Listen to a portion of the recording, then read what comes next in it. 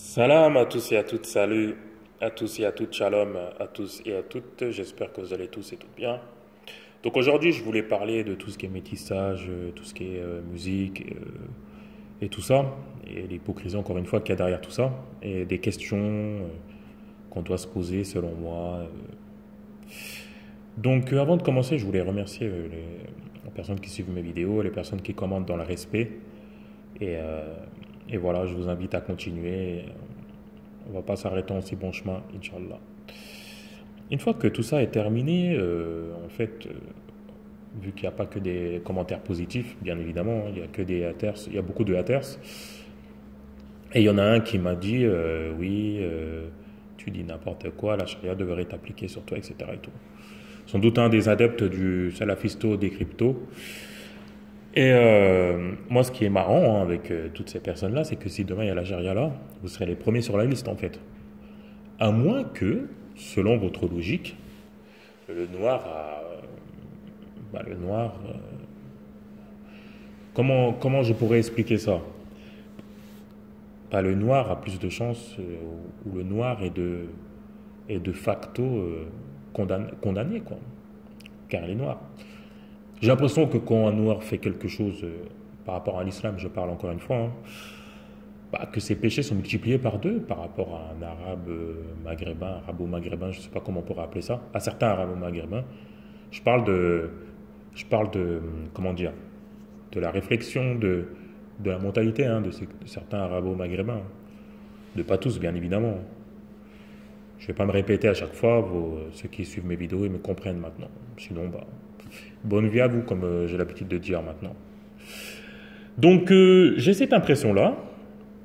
Et en parlant de métissage, parce que, voilà, métissage n'est pas interdit, mais selon eux, vu qu'ils disent qu'ils veulent préserver leur culture, leurs coutumes et tout ce qui s'ensuit, après je ne sais pas c'est quelle culture, quelle coutume, mais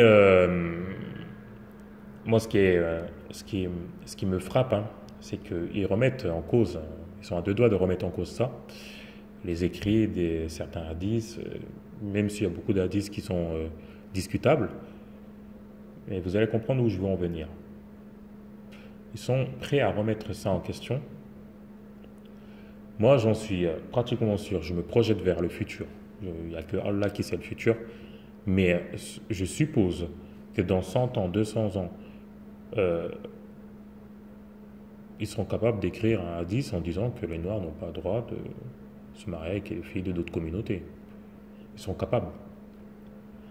Donc moi, j'en viens à cette conclusion-là.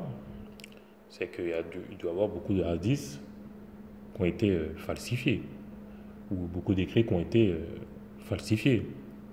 Parce que je peux vous assurer, c'est écrit dans le Coran que ces gens-là, certaines de ces personnes-là, n'ont pas peur du mensonge. Ils n'ont pas peur.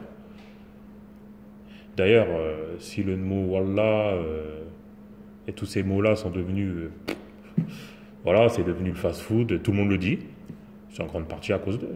Wallah, c'est pas moi, Wallah si, Wallah ça. Voilà. C'est ça la définition d'islamo-racaille. Le satanisme, pour moi, c'est ça. Ça, c'est le satanisme. Parce que si tu vas dans une boîte de nuit, tu sais que tu vas trouver du satanisme, Satan, le diable, etc. Tu sais que tu vas trouver ça là-bas. Mais si par exemple tu vas dans une mosquée où tu regardes une vidéo de quelqu'un qui te parle de religion, soi-disant, mais derrière ça te fait passer des idéologies qui satisfait ses pulsions, ses propres pulsions à lui. Franchement, c'est pas pire entre nous. Réfléchis sans émotion. Pour moi, c'est pire. Pour moi, c'est pire. L'hypocrisie qui est ancrée chez certaines personnes est effrayante pour moi. Ça me dépasse. Ça me dépasse. Au début, c'était drôle, mais là, ça me dépasse. Donc, il faut combattre ça sur le net. Moi, je suis là avec vous. Tant que Dieu me donnera les possibilités, je suis là, on va parler, on va parler, on va parler. Il faudra arrêter toute cette hypocrisie-là, quoi. Après, concernant la musique, voilà, bon, c'est la musique, le rap qui est haram, selon eux, encore une fois. Mais le rail, les musiques, Parce qu'il y a certaines musiques maghrébo-arabes que j'écoute, hein. Il y a des musiques que j'aime bien. Il y a des musiques de rail, j'aime bien. Mais il y a des musiques qui charment même des serpents, quoi. Enfin, musique de charmeur de serpents, etc. Donc moi, enfin, si ça, c'est pas du satanisme, charmer du serpent, si je continue hein, dans votre, euh, dans votre délire, enfin, ce que je sache, le rap n'a pas cette capacité-là, quoi. Donc, bref, on s'y perd dans tout ça, quoi. Donc, quand on serait écrit que le rap serait satanique, haram, je sais pas.